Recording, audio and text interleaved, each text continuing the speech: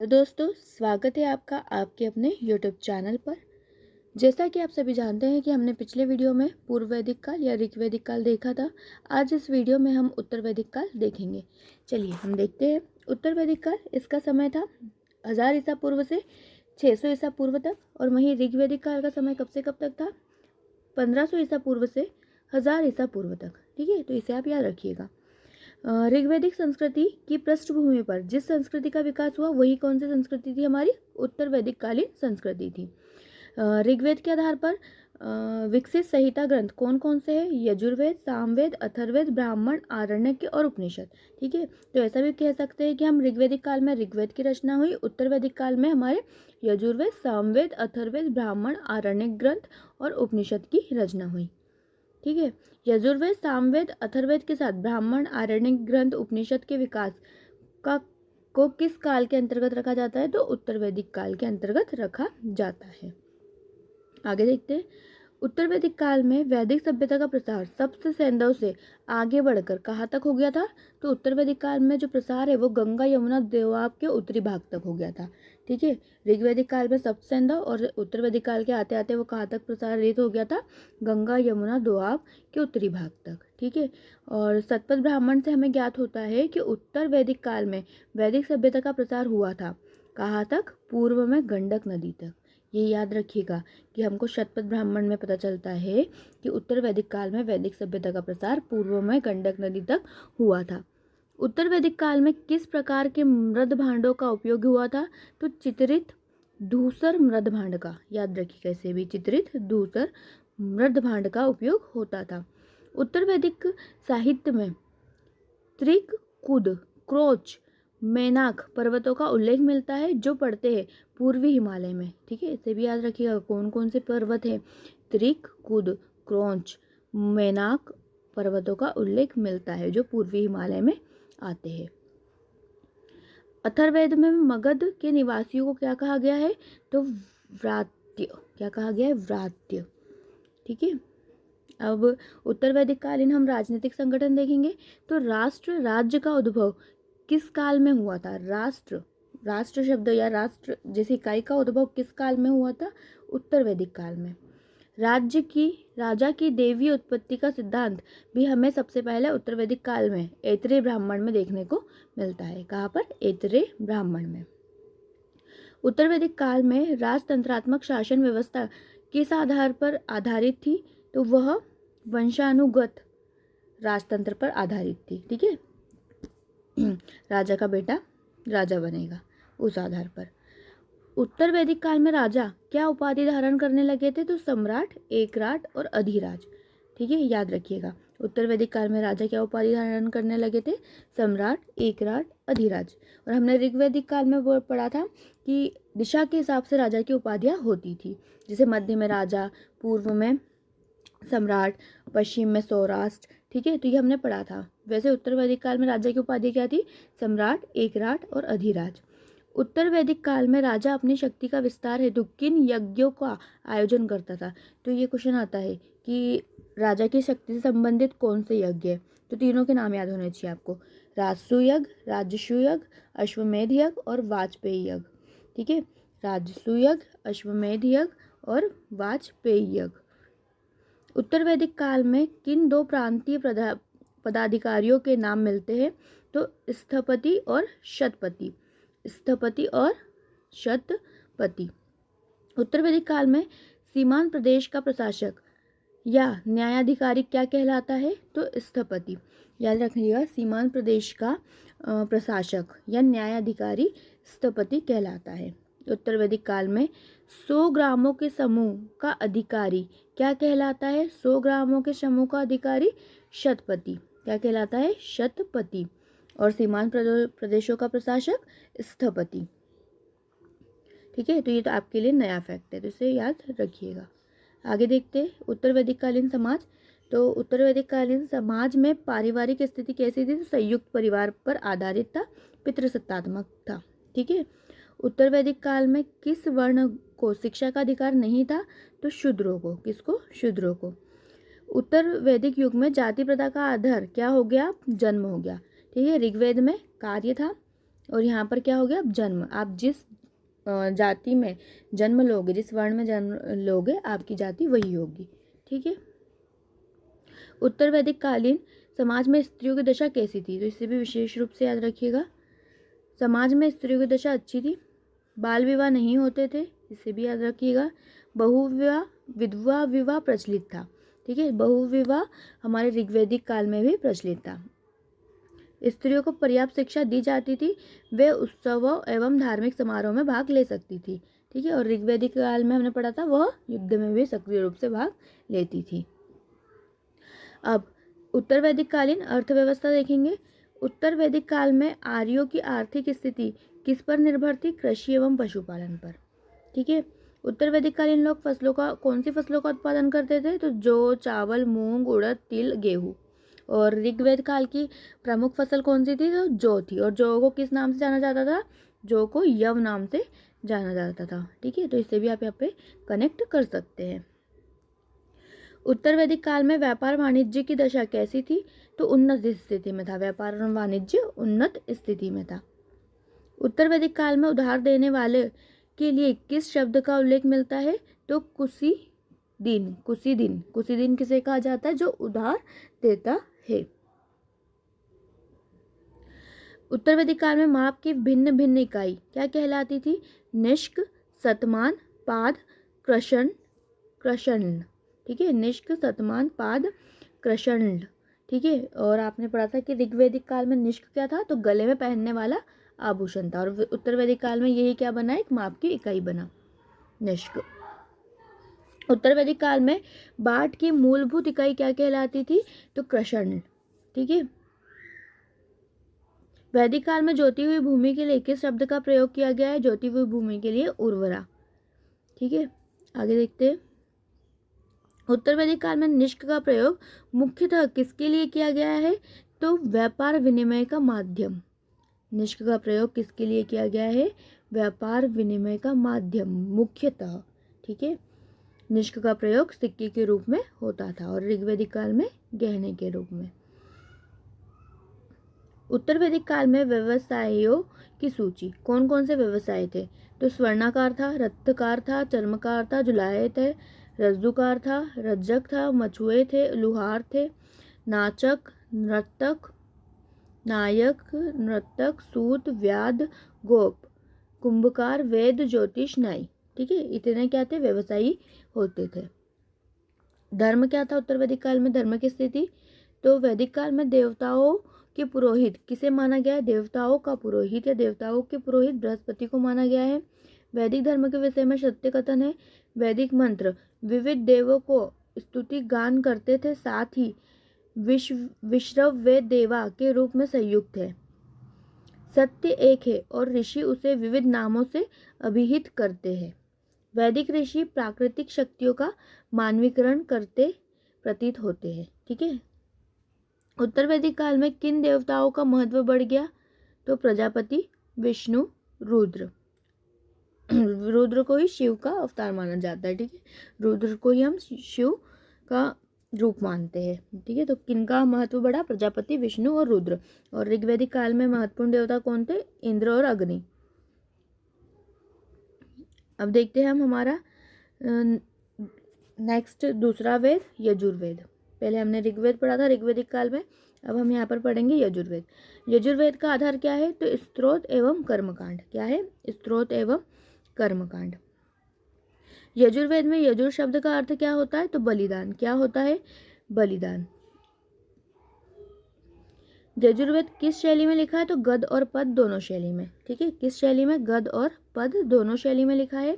यजुर्वेद की कितनी शाखाएं, दो शाखाएं, कृष्ण और शुक्ल। कृष्ण और शुक्ल, जो कृष्ण यजुर्वेद है वो गद्य और पद दोनों में है, पर जो शुक्ल यजुर्वेद है वो केवल पद में है। तो इस बात को विशेष रूप से ध्यान रखिएगा कि कृष्ण यजुर्वेद गद्य पद दोनों में है, शुक्ल यजुर्वेद सिर्फ और सिर्फ पद में है। यजुर्वेद के कर्म कांडों को संपन्न करने वाले पुरोहित को अधर्यु कहते हैं। यजुर्वेद का अंतिम भाग ईशोपनिषद है। ईशोपनिषद में क्या वर्णित है, आध्यात्मिक चिंतन। ठीक है, यजुर्वेद का अंतिम भाग ईशोपनिषद। ईशोपनिषद में किसका उल्लेख या क्या वर्णन है, तो आध्यात्मिक चिंतन का वर्णन है। ठीक है। शुक्ल यजुर्वेद की मुख्य शाखाएं कौन कौन सी है? तो कर्ण और मध्यन्दीन, ठीक है, कण्व और मध्यन्दीन। शुक्ल यजुर्वेद की संहिता को क्या कहा जाता है? तो वाजसनेयी कहा जाता है, वाजसनेयी, ठीक है। कृष्ण यजुर्वेद की मुख्य शाखाएं हैं तैतरेयी, काठक, मैत्रेयाणी, कपिष्ठल, ठीक है। आगे देखते हैं हम यजुर्वेद से संबंधित ग्रंथ। ब्राह्मण ग्रंथ है, इसके 2 ब्राह्मण ग्रंथ है, तैतरेयी और शतपथ, ठीक है, तैतरेयी और शतपथ ब्राह्मण ग्रंथ बहुत ज़्यादा इम्पोर्टेंट स्थान रखता है। अगर आपसे पूछे कि ऋग्वेद के बाद किसका स्थान आता है तो आप बताना शतपथ ब्राह्मण ग्रंथ का, यजुर्वेद का नहीं, शतपथ ब्राह्मण ग्रंथ का। और शतपथ ब्राह्मण ग्रंथ किसका ब्राह्मण ग्रंथ है? तो यजुर्वेद का, ठीक है। इसके बाद आरण्यक, 2 आरण्यक, तैतरेयी और शतपथ। उपनिषद कौन कौन से है? तो उपनिषद है हमारा तैतरेयी, बृहदारण्यक, ईशोपनिषद, मैत्रेयाणी उपनिषद, कठोपनिषद, श्वेताश्वर उपनिषद। ईशोपनिषद क्या है? यजुर्वेद का अंतिम भाग है जिसमें आध्यात्मिक चिंतन का हमको वर्णन मिलता है। शतपथ ब्राह्मण किस वेद का ब्राह्मण ग्रंथ है? तो शुक्ल का, शुक्ल यजुर्वेद का। शतपथ ब्राह्मण किसका है? शुक्ल यजुर्वेद का। और शुक्ल यजुर्वेद सिर्फ और सिर्फ पद में लिखा हुआ है, कृष्ण यजुर्वेद गद और पद दोनों में लिखा हुआ है। शतपथ ब्राह्मण का विषय क्या है? शतपथ ब्राह्मण का विषय है पुनर्जन्म का सिद्धांत, जलप्लावन कथा, पुरुरवा उर्वशी आख्यान, पुरुषमेध यज्ञ का वर्णन, ठीक है। इतनी चीज़ों का बारे में वर्णन है किसमें? शतपथ ब्राह्मण में। तो ये भी याद रखिएगा, पुनर्जन्म का सिद्धांत भी हमें कहाँ मिलता है? शतपथ ब्राह्मण ग्रंथ में मिलता है। शुक्ल एवं कृष्ण के रूप में ज्ञात 2 संस्करण किस वेद से संबंधित है? तो हम जानते ही है, ये पढ़ ही चुके हम, यजुर्वेद से संबंधित। मैत्रेयी संहिता का संबंध किस वेद से है? तो यजुर्वेद से। मैत्रेयी संहिता यजुर्वेद से। राजसूय संबंधी अनुष्ठानों का उल्लेख किस वेद में मिलता है? यजुर्वेद में, ठीक है। राजसूय यज्ञ संबंधी अनुष्ठानों का उल्लेख यजुर्वेद में मिलता है। यजुर्वेद की किस संहिता में केवल सूक्त है, गद्य नहीं है? सिर्फ और सिर्फ सूक्त है पर गद्य नहीं है, तो वाजसनेयी संहिता में, याद रखिएगा इसे भी। यजुर्वेद में मंत्रों से देवताओं को आह्वान करने वाले पुरोहित को क्या कहा जाता है? तो अधर्यु। और अधर्यु का ये एक अन्य नाम है याज्ञिक, ठीक है, इसे भी याद रखिएगा। अधर्यु तो हम सबको पता होता है, पर याज्ञिक अगर ऑप्शन में आ जाए तो हमें नहीं पता होगा, ठीक है, तो इसे याद रखिएगा, नोट कर लीजिएगा अपनी कॉपी में, याज्ञिक। सर्वप्रथम किस वेद में हिरण्यकार शब्द का उल्लेख हुआ है? तो यजुर्वेद में। हिरण्यकार का शब्द का उल्लेख यजुर्वेद में हुआ है। किस वेद में आहुति संबंधी, आहुति मतलब बलिदान संबंधी सूत्र है? तो यजुर्वेद में, ठीक है, उसमें कर्मकांड बलि संबंधी क्या है? सूत्र दिए गए, किसमें? यजुर्वेद में। अब हमारा अगला वेद देखेंगे हम, सामवेद। साम का अर्थ होता है संगीत या गायन, ठीक है, इसके 2 अर्थ है, संगीत या गायन। अब सामवेद में किस विषय के संदर्भ में है ये? तो मंत्रों का इसमें क्या है? संग्रह है। कौन से मंत्र का संग्रह है? जो यज्ञों के अवसर पर गाए जाने वाले, यज्ञ के अवसर पर गाए जाने वाले मंत्रों का संग्रह है। और यज्ञों में किए जाने वाले कर्मकांड नियमों का उल्लेख कहाँ है? तो यजुर्वेद में। पर उस समय जो मंत्र गाए जाते हैं उसका उल्लेख कहाँ पर है? सामवेद में। सामवेद के मंत्र का गायन करने वाले पुरोहित को क्या बोलते हैं? उद्गाता। क्या बोलते हैं? उद्गाता। इसमें कुल कितनी ऋचाएं है? तो इसमें 1875 ऋचाएं। कितनी? 1875 ऋचाएं। सामवेद की प्रमुख शाखा है जो हम कभी नहीं पढ़ते हैं, तो इन्हें भी आप याद कर लीजिएगा। कौन कौन सी है? कौथुमीय, राणायनी और जैमिनीय, ठीक है, कौथुमीय, राणायनीय, जैमिनीय। अब सामवेद के ब्राह्मण ग्रंथ कौन कौन से हैं? तो ये भी याद रखिएगा, तांडेय, षड्विश, जैमिनीय। तांडेय इसे महाब्राह्मण कहा जाता है। महाब्राह्मण किसका है? ब्राह्मण ग्रंथ है? तो सामवेद का। इसका अन्य नाम तांडेय ब्राह्मण, ठीक है। षड्विश इसको अद्भुत ब्राह्मण कहा जाता है। क्या बोलते हैं? अद्भुत ब्राह्मण। और जैमिनीय तो ये तो आपको पता ही है। इसके आरण्यक देखेंगे, छांदोग्य आरण्यक और जैमिनीय आरण्यक। छांदोग्य और जैमिनीय आरण्यक। उपनिषद देखेंगे हम सामवेद के, छांदोग्य उपनिषद और जैमिनीय उपनिषद, ठीक है, छांदोग्य और जैमिनीय। और आपसे पूछे कि सबसे प्राचीन उपनिषद कौन सा है, तो छांदोग्य उपनिषद है। इस बात को आप विशेष रूप से याद रखिएगा कि सबसे प्राचीन उपनिषद है हमारा छांदोग्य उपनिषद। सामवेद का संकलन किस वेद पर आधारित है, तो ऋग्वेद पर। जो सामवेद का संकलन है वो ऋग्वेद पर आधारित है। किस वेद में संगीत का वर्णन है, तो सामवेद में। रामायणी संहिता किस वेद से संबंधित है, सामवेद से, अभी हम पढ़ चुके पीछे। 10 प्रपाठकों में निदान सूत्र किस वेद से संबंधित है, सामवेद से। छांदोग्य उपनिषद का संबंध सामवेद से।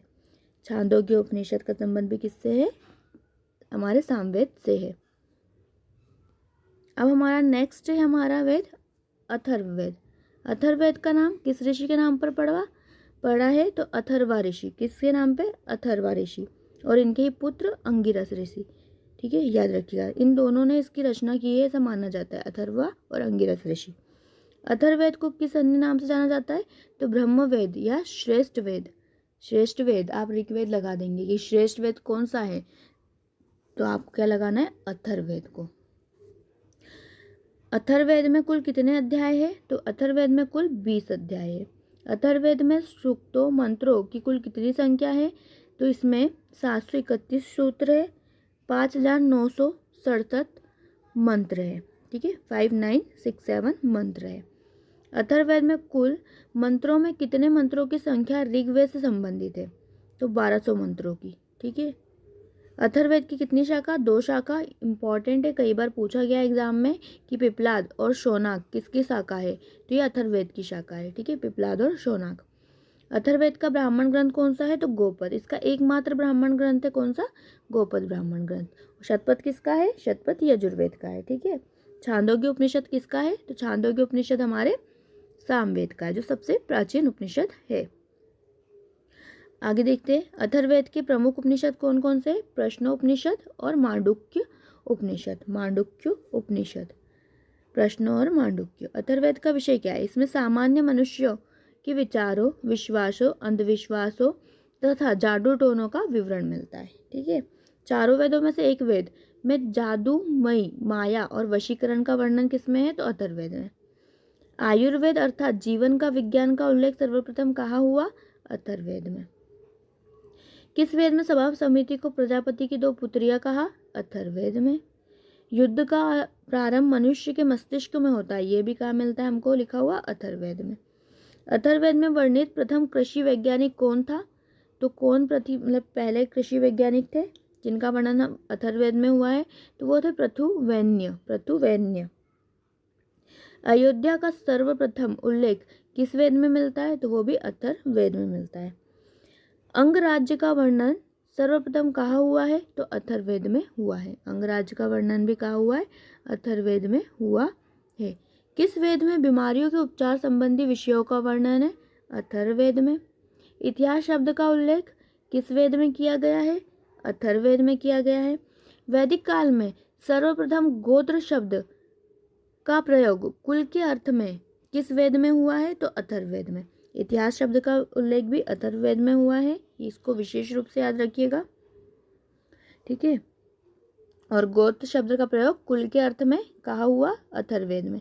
राजा परीक्षित का वर्णन भी हमको अथर्ववेद में मिलता है। औषधि वनस्पतियों के विषय में सूचना भी हमको किस वेद में मिलती है, अथर्ववेद में मिलती है, ठीक है। तो हमने हमारे चारों वेद देख लिए। हमने पिछले वीडियो में हमने ऋग्वेद देखा था, आज इस वीडियो में हमने हमारा यजुर्वेद, सामवेद और अथर्ववेद देखा है। तो आप इन सभी पॉइंटों को अपनी कॉपी में नोट कर लीजिएगा, या चाहे आप एमपीपीएससी का प्रीलिम्स एग्जाम दे रहे हो, चाहे आप एमपी सेट दे रहे हो, चाहे आप असिस्टेंट प्रोफेसर की तैयारी कर रहे हो, सारी एग्जाम में ये महत्वपूर्ण भूमिका निभाएंगे। इन्हें आप नोट कर लीजिएगा, बार बार रिवाइज कीजिएगा, ठीक है। अब हम हमारे नेक्स्ट वीडियो में देखेंगे हमारे ब्राह्मण ग्रंथ, और फिर इसके बाद हम देखेंगे हमारा ब्राह्मण ग्रंथ के पश्चात उपनिषद, और उपनिषद के पश्चात हम विविध देखेंगे, और विविध के बाद हम नेक्स्ट फिर उसके अगले वीडियो में हम स्टार्ट करेंगे हमारा सूत्र काल एवं महाकाव्य काल, जिसमें हम आश्रम व्यवस्था, पुरुषार्थ आदि चीज़ों का अध्ययन करेंगे, ठीक है। अगर आपको ये वीडियो अच्छा लग रहा है, हमारी सीरीज़ अच्छी लग रही है, तो आप प्लीज़ इसे लाइक, सब्सक्राइब, शेयर कीजिए, और ज़्यादा से ज़्यादा शेयर कीजिए जिससे हमें भी मोटिवेशन मिले और हम और इसी तरीके से वीडियो बनाएं। चलिए तो मिलते हैं नेक्स्ट वीडियो में, जब तक के लिए धन्यवाद आपका।